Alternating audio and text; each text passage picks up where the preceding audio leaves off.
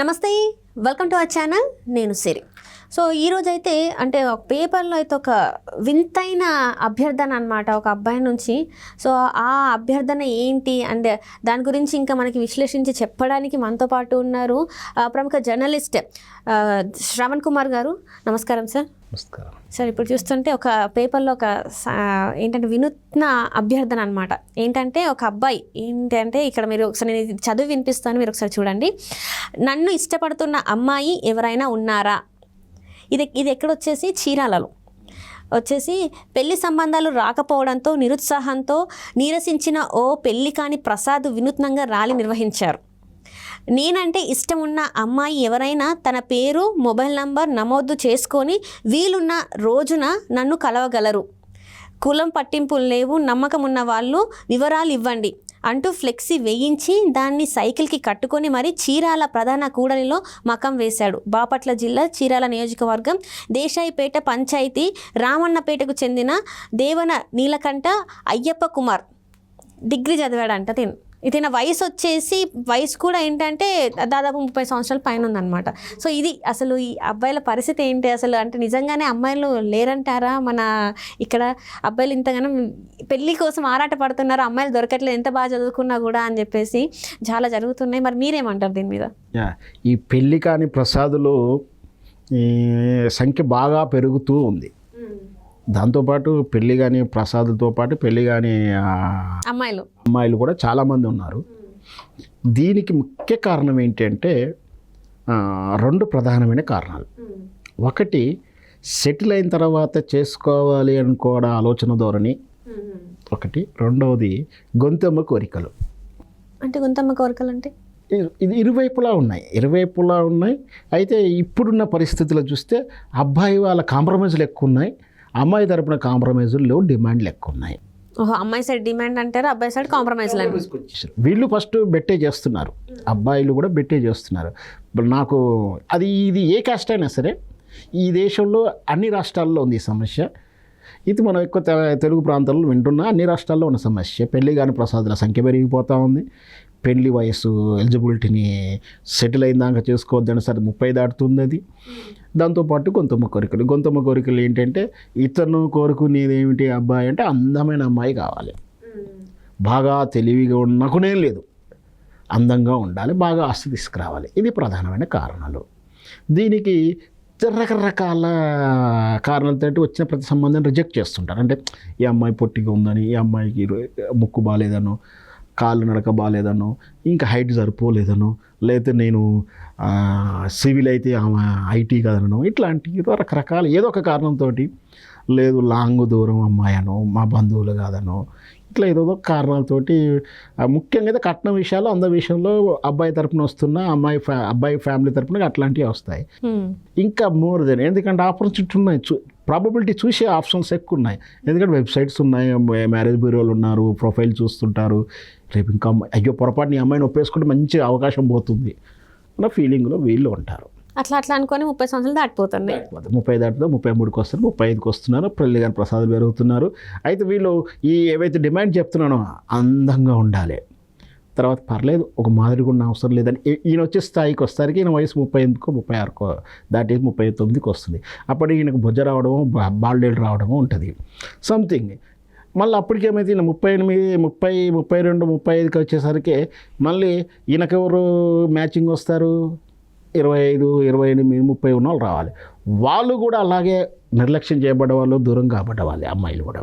వాళ్ళ కోరికలు ఏంటంటే అత్తామామల బెడద ఉండొద్దు, అబ్బాయి వేరే కాపురం పెట్టాలి, నెలకు 1,00,000, 2 లక్షల ప్యాకేజ్ కావాలి, లేదా ఖచ్చితంగా ఎన్ఆర్ఐ అమెరికా సంబంధం ఏదైనా చూస్తూ అంటాడు. సో వీళ్ళు ఏం చేస్తే అయ్యో అమెరికా సంబంధం వస్తుందో ఆ కొంత ధోరణి. కొందరేమో మా అమ్మాయిని వాళ్ళే చదివించుకోవాలి, వాళ్ళే డోరీ, అమ్మాయి దొరకట్లేదు కానీ మాకే కన్యాశుల్కం ఇవ్వాలని అడిగేటోళ్ళు కూడా ఉంటున్నారు. సో ఇట్లా మ్యాచింగ్ కావట్లేదు కాబట్టి వీళ్ళు వేరే దూరం అవుతూ ఉన్నారు. దూరం కాస్తప్పుడు వీళ్ళు ఎన్ని ఫ్యాక్టర్స్ ఒక 2 మెట్లు తగ్గిలోపు వాళ్ళు పెరుగుతూ ఉంది. ఈ వ్యత్యాసం ఆలోచన ధోరణులు సింక్ కాకపోవడం వల్ల సంబంధాలు పోతుంది. లాస్ట్కి చివరి స్టేజ్కి ఏమవుతున్నారంటే నేను చాలా సంబంధం చాలా వాళ్ళని చూశాను. సెకండ్ అమ్మాయి అయినా పర్లేదు చేసుకుంటాను ఈయన రెడీగా ఉంటారు. రైట్. అంటే రీసెంట్ టైమ్స్లో నేను కూడా చూసాను, సెకండ్ అమ్మాయి అయినా కూడా పర్లేదు అంటే కానీ పిల్లలు ఉండొద్దు అంటారు. పిల్లలు లేరు. ఆమె ఏం చెప్తుందంటే నాకు ఖచ్చితంగా ఆమె సెకండ్ మ్యారేజ్ అంటే సెకండ్ ఆమె అయినా కూడా నాకు ఐటీ ఉన్న అతనే కావాలి, వేరే ఏం చేయొద్దంట. అదే ఈయన ఏమంటాడంటే సెకండ్ అయినా పర్లేదు, కాకపోతే పిల్లలు ఉండకుంటే బాగుంటుంది. వాళ్ళు అడిగితే వాళ్ళు ఇంత కట్నం, ఇంత ఆస్తి పరేడే, ఇంత బిల్డింగ్ ఉండి ఉంటారు. ఎందుకంటే ఆల్రెడీ మొదటి సంబంధం ఏదో రకంగా నష్టపోయి ఉన్నారు. సరే మొగడి వల్లనో అర్ధాంతరం చావులనో అర్ధాంతరంగా విడాకుల వల్ల నష్టపోయి ఉన్నారు. కాబట్టి ఇక ఫస్ట్ లైఫ్ ఎలాగో డిస్టర్బ్ అయింది కాబట్టి సెకండ్ లైఫ్ ఇంకా వెల్ సెటిల్ మంచిగా ఉండాలని చూడ వాళ్ళు చూస్తారు. ఇక పిల్లలు ఉంటే వేరే అబ్జెక్షన్. ఇప్పుడు కొత్త ట్రెండ్ స్టార్ట్ అయింది, మా క్యాస్ట్ పట్టింపులు లేవు. ఈ తెలుసుకునేటప్పుడు సంబంధాలు ఇంటికి రావు, మ్యాచింగ్ ఇన్విటేషన్సే రావట్లేదు, అబ్బాయికి రావట్లేదు, ఇటు అమ్మాయిలకు రావట్లేదు. పాపం మా మిత్రుడు మేము చదివిన వార్త ప్రకారం చీరాల్లో ఎంత ఫ్రస్ట్రేషన్ ఫీల్ అయ్యాడు.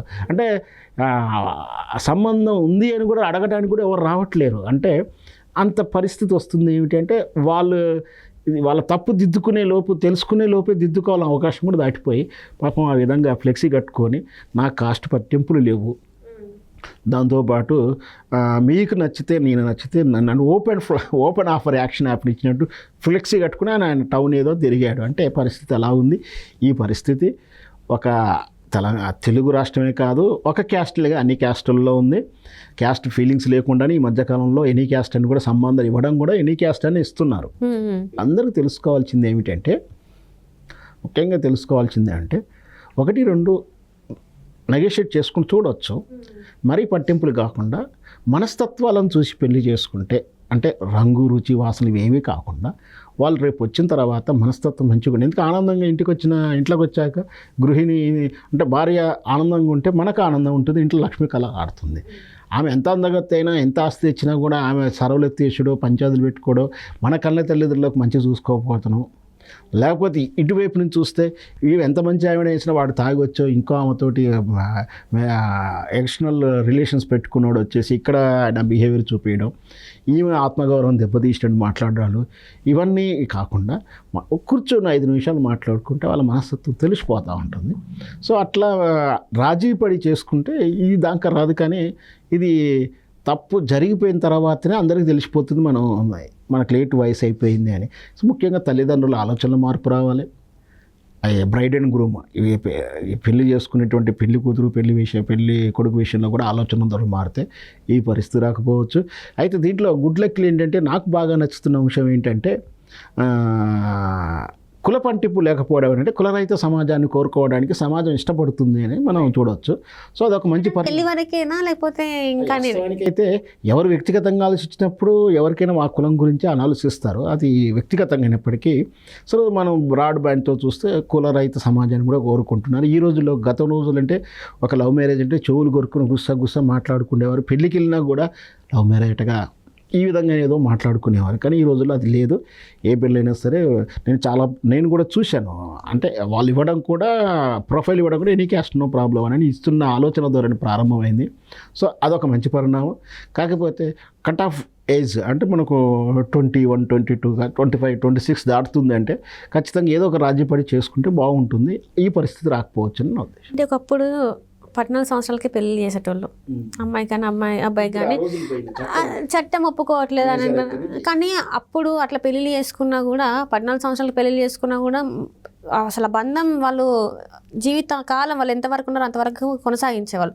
కానీ ఇప్పుడు ఇంత మెచ్యూర్డ్గా, ఇంత బోల్డ్గా ఆలోచిస్తున్నా కూడా ఎందుకు ఆ సంబంధాన్ని అక్కడ వరకే వాళ్ళ జీవితం కాలం ఎందుకు ఉంచుకోలేకపోతున్నారు? ఎందుకు డివర్స్ అవుతున్నాయి అంటారు? అంటే అప్పట్లో మీరు అన్నట్టు 14 కాదు, 9-7 సంవత్సరాల ఒక బాల్య దశలో కూడా పెళ్ళిళ్ళు జరిగిన సంస్కృతి మనం చూసి ఉన్నాం. అప్పుడు ఇండివిజువాలిటీ ఆలోచనలు అంటే అబ్బాయికి కానీ అమ్మాయికి కానీ తక్కువ. అప్పుడు పురుషాధిక ప్రపంచం ఉండేది.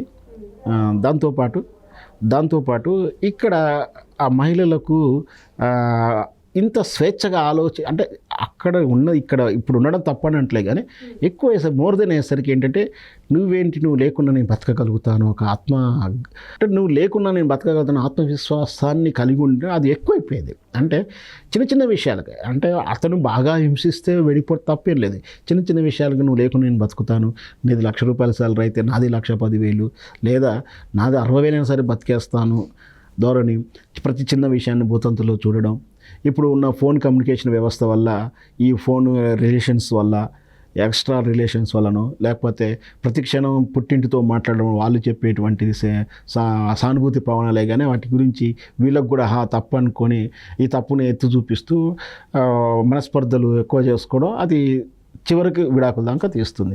ముఖ్యంగా ఏంటంటే రాజీ మార్గానికి ఎక్కువసేపు ఆలోచిస్తుంటే ఇట్లాంటి వైఫల్యాలు చెందవు. Right sir, right. Thank you so much sir. Thank you.